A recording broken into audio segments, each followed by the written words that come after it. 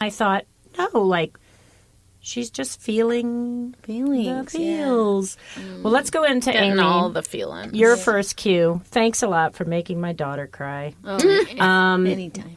Sending you the therapy bill. Your first cue is a crying cue is Bette Midler singing The Rose. Let's listen to a little clip of that. Some say love, it is a river that drowns the tender reed. Some say love, it is a razor that leaves your soul to bleed. Some say love, it is a hunger, an endless aching need.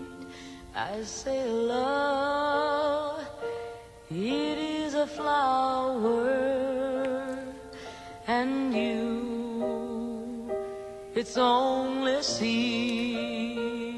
You want to, Amy, tell us a little bit about how that, how you first heard that song and how it gets to you. Well, I love I've been singing it a lot lately, actually. I've been singing it in the shower, and it opens up my throat chakra, makes it easier to cry.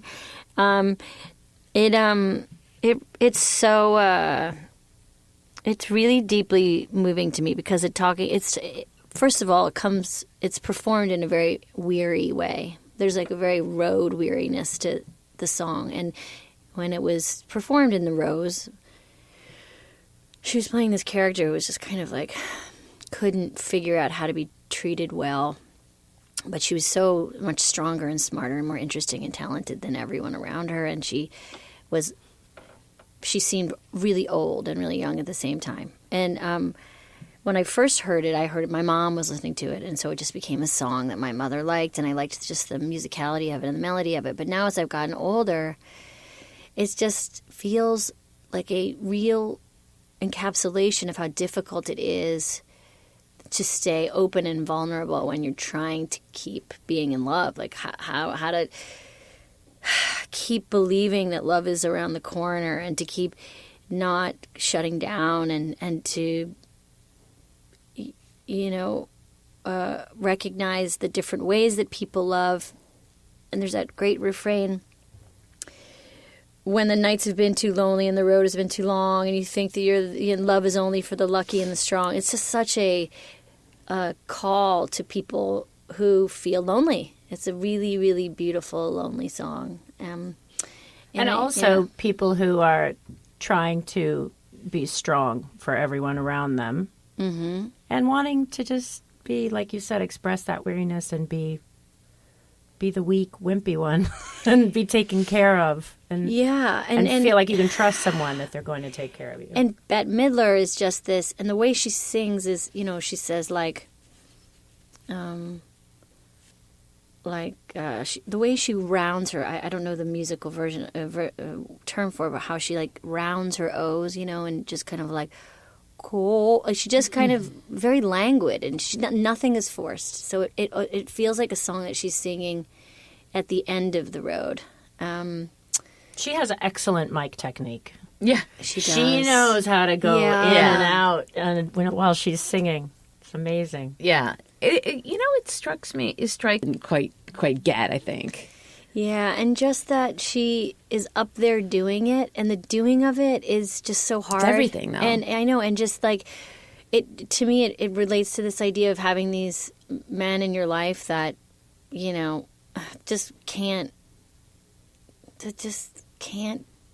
at the end of the day, meet you there. They fall short of the road, and so you end up being on this stage alone, and you think like, how did I get here on the stage alone again? And that's why I like, because Bette Midler's such a performer, and I kind of like that she seems so strong and together and professional. Yes, because you're exactly right, Julie. Like that takes everyone needs to muster that up. It takes a gusto, and the people that don't do that, that decide You know, and I'm just going to pause for a second and not get on the stage. Like, it's such an easier and more cowardly way to go through your life, and it's so disappointing when you think you're going to be on the stage with someone and they won't come up with you. And I just feel it every time I hear that song. It's such a song about disappointment. And then, of course, the very sturdiness of not now, months from now, there is something under the snow that you can't see that's going to grow. And you know, just the blind faith and believing that is, I mean, it's where she tells the people watching her that she believes it and they should believe it. But when she gets off the stage, who the fuck knows if she believes it or not? Right. I know. And who knows what will happen with that rose? Like, it's all Period. Yeah, right. I know. And it is. It just feels like a very singular woman singing it, like a very singular person saying, like, I know I'm not easy, but nothing in life is. Like, what's your problem?